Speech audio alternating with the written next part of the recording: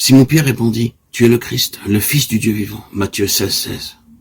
Il n'y a ici ni grec, ni juif, ni circoncis, ni incirconcis, ni barbare, ni scythe, ni esclave, ni libre, mais Christ est tout et en tous. Colossiens 3, 11. Il est la tête du corps de l'Église, il est le commencement, le premier-né d'entre les morts, afin d'être en tout le premier, Colossiens 18. Afin qu'ils aient le cœur rempli de consolation, qu'ils soient unis dans la charité et enrichis d'une pleine intelligence pour connaître le mystère de notre Dieu et Père et de Christ. Colossiens 2, 2. Nous ne nous prêchons pas nous-mêmes, c'est Jésus-Christ, le Seigneur, que nous prêchons, et nous nous disons vos serviteurs à cause de Jésus, de Corinthiens 4, 5. Quel est donc le pourquoi de toutes choses?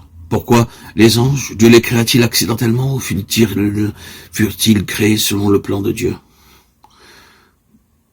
Pourquoi Dieu a choisi des hommes, envoyé des prophètes, donné le Sauveur, répandu le Saint-Esprit, construit l'Église et jeté les bases du royaume? Pourquoi faut-il que l'Évangile soit prêché jusqu'aux extrémités de la terre? N'est-ce pas afin que les pécheurs soient sauvés?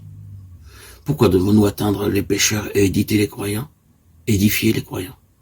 Certains insistent sur le baptême, de parler en langue, la sainteté, l'observation du sabbat ou sur tout autre détail comme point central. Pourtant, quelle est la pensée centrale de Dieu?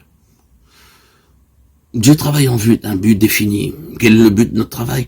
Nous avons besoin d'une vision avant de pouvoir discerner le but de l'œuvre. À moins de voir la pensée centrale de Dieu, notre travail n'aura pas d'objectif. C'est pourquoi nous devons avoir la vision de ce que Dieu veut avant de pouvoir atteindre le but. Assurons-nous donc avant tout de l'objectif qui gouverne notre travail. Les vérités de Dieu ont tout un rapport organique, un centre vers lequel elles convergent. Certains ont fixé leur objectif en fonction de préférences personnelles ou de besoins particuliers. La préoccupation et le besoin de Dieu devraient être notre objectif. Qu'est-ce qui est au centre du cœur de Dieu? Quel est le fil conducteur qui court à travers toute la révélation de Dieu? Quelle est la vérité suprême de Dieu? Quel est le Seigneur Jésus? Nous pouvons tous répondre qu'il est notre Sauveur, cependant très peu peuvent répondre comme le fit Pierre, tu es le Christ de Dieu. Luc 9, 20. Ainsi, le point de convergence des vérités de Dieu, c'est Christ. Le cœur de Dieu n'est autre que Christ. Le mystère de Dieu, c'est Christ, écrit Paul.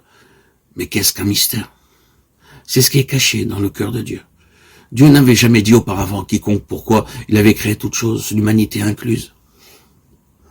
Aussi, durant une longue période, cela est demeuré un mystère.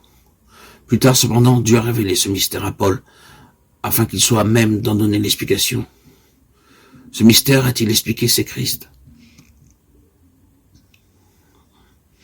Le Seigneur, Jésus, le Christ de Dieu, comme il est le Fils de Dieu.